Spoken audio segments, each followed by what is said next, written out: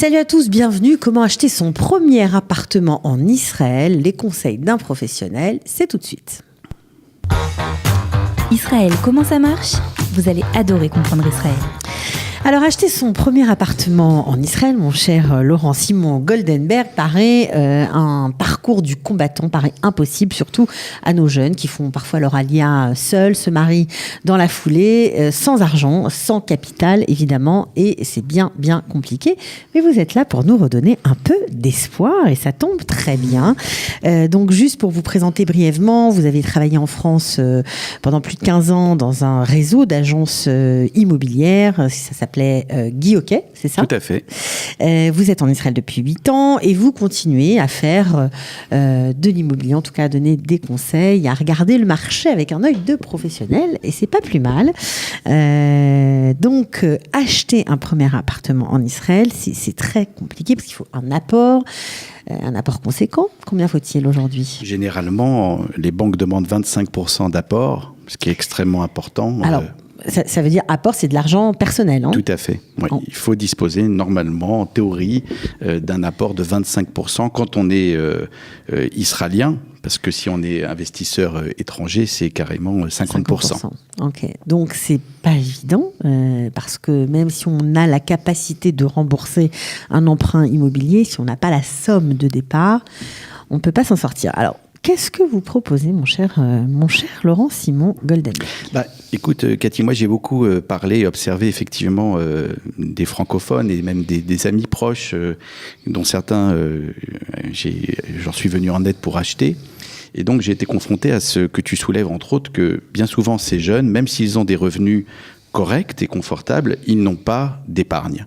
Et les parents ne peuvent pas en permanence disposer de fonds pour leurs enfants. Il y a déjà les mariages et beaucoup de choses qui coûtent très cher. Oui, et puis si on donne à un enfant, il n'y a pas de raison qu'on ne donne pas aux autres. Et quand on a une famille nombreuse aussi, c'est pas évident. Donc exactement. Alors, ma réflexion a été de dire, malheureusement, en écoutant ces jeunes, et souvent d'ailleurs des moins jeunes, ils sont un peu ils sombrent un peu dans le défaitisme, et ils se disent, on pourra jamais acheter. On louera toute notre vie. On va louer toute notre vie, et on sait à quel point il est dangereux de louer. Pour plusieurs choses. D'abord parce que en Israël, les loyers ne sont pas encadrés comme en France. Malheureusement, on entend souvent... on déménage beaucoup, où le propriétaire peut soudainement décider d'augmenter le loyer. On se retrouve avec des frais importants. C'est aussi un manque de sécurité pour la famille. Il faut savoir que la propriété, parmi les avantages, a aussi, il faut le dire, un avantage de protéger sa famille, parce que si l'un des emprunteurs, que Dieu préserve, mais venait à disparaître, il y a des assurances vie qui existent, qui sont obligatoires avec les prêts, et on protège sa famille. C'est-à-dire que celui qui demeure, en fait, est couvert par une assurance et n'a quasiment plus rien à payer. Alors que si vous avez dans un couple une personne qui ramène de l'argent et qui vient malheureusement à disparaître, c'est la catastrophe. Et donc surtout quand on est en location, parce qu'on n'a plus les moyens de payer son loyer, forcément. Et on voit des drames, Donc, partant de tous ces témoignages, je me suis dit, mais il faut quand même sortir de ce fatalisme. Et trouver des solutions. Alors, vous en avez trouvé? Alors, j'en ai concocté quelques-unes que j'ai testées sur mes amis, ce sont des cobayes, et qui ont marché. Alors, parmi les solutions, en fait, je me suis dit, ces jeunes, effectivement, ou moins jeunes, n'ont pas d'apport. Et leur deuxième problème, c'est que même s'ils avaient un apport, les remboursements qu'ils auraient à faire sur l'appartement qu'ils veulent acheter pour habiter seraient trop lourds par rapport à leurs ressources. On arrive à des 6, 7, 8 000 shekels par mois, ce qui malheureusement ne correspond pas aux conditions d'endettement et de prêt des banques. Donc, l'idée, c'est de leur permettre d'acheter un premier appartement, de faire un investissement dans ce qu'on va appeler un appartement tremplin. Ce ne sera pas l'appartement de leur rêve, ce ne sera pas un appartement dans lequel ils habiteront, mais ce sera un investissement. Et ce qui est intéressant, c'est qu'ils vont investir quasiment sans apport, sans apporter grand-chose. Donc, il faut quand même, comme tout achat, parfois quand on a zéro, on n'a pas de fortune personnelle, on n'a pas économisé, on n'a rien, donc il faut un petit capital malgré tout, même si l'appartement qu'on achète n'est pas un appartement pour habiter, même si c'est un appartement délabré, même si c'est un appartement vétuste, il faut quand même des sous. Alors, On va prendre un cas concret et tu vas voir qu'il y a des choses qui sont tout à fait réalisables. Okay. Il y a certaines villes en Israël qui sont un petit peu méconnues par les francophones. On connaît Ashdod, on connaît Jérusalem, on connaît Tel Aviv, et ça s'arrête quasiment là. Et Israël, c'est un peu plus grand que ça, même si c'est tout petit. Et vous avez par exemple sur des villes comme Beersheba ou Tibériade ou d'autres villes encore, la possibilité d'acheter des petits appartements loués. Ils sont déjà loués. Ils sont déjà loués. Donc ça veut dire petit, c'est quoi, 3 pièces? Petit, c'est 2, 3 pièces. D'accord. En fait, il faut surtout regarder ça comme un investissement. Et l'idée, c'est comment ces gens qui aujourd'hui ne peuvent pas acheter vont pouvoir, dans 10 ans, se constituer un apport, un patrimoine et un apport. Mais vous allez trop vite. Enfin, tu vas trop vite, oui. Laurent Simon, parce que moi, ce qui m'intéresse, c'est de savoir comment on fait quand on n'a pas d'apport. Le premier apport, on le trouve comment? Alors, plusieurs solutions. Déjà, il existe, il faut le savoir aujourd'hui, des possibilités d'acheter avec seulement 15% d'apport et non plus les 25% qu'on entend partout. En passant par un courtier. En passant, par exemple, par un courtier. Alors, un courtier, ça peut être, par exemple, Blanc-Bleu, Tevel, First Israel, il y en a plein. Voilà. Il y a des Israéliens, des francophones, exactement. En fonction de sa préférence. Tout à fait. Moi, je recommande certains courtiers, mais je ne vais pas donner de nom ici. Mais en tout cas, l'idée, c'est de trouver un bon courtier et pas un courtier qui va nous obtenir ce qu'on obtient directement à la banque, mais un courtier qui va vraiment se battre et négocier pour nous, notamment avec un apport de 15% seulement. C'est possible. C'est possible, surtout quand vous prenez un appartement de 700, 750 000 shekels à l'achat. Ça existe encore ? Ça existe, ça existe. Justement à Beersheba ou à Tibériade ? Voilà, exactement. Et sur Tibériade, on a même de plus belles surprises encore, puisque moi j'ai un très proche ami qui a acheté là-bas un tout petit studio, on va dire une pièce et demie, très bien placé à Tibériade, moins de 150 000 shekels. Moins de 150 000 shekels, hein, oui, il faut sortir de Tel Aviv. Et on se rend compte qu'il le loue en saisonnier extrêmement bien. Location à la nuit, il en tire 2 à 3 000 shekels par mois. Et c'est vraiment extraordinaire quand tu penses à la rentabilité. 150 000 d'investissement shekels, 2 à 3 000 shekels par mois de revenus locatifs. En Airbnb ? Il le loue sur Booking, Airbnb. Il gère ça parfaitement bien. Et ça c'est de la location meublée. Donc, première chose. Maintenant, pour répondre à ta question, il faut rappeler à nos auditeurs qu'il existe quand même des fonds aujourd'hui que des francophones ont créé. Tu as reçu ici Nathalie Cohen du fonds Elul. Moi, j'invite tous les auditeurs qui veulent acheter à se rapprocher de ce fonds parce que ce fonds prête jusqu'à 150 000 shekels pour les gens dont c'est le premier achat.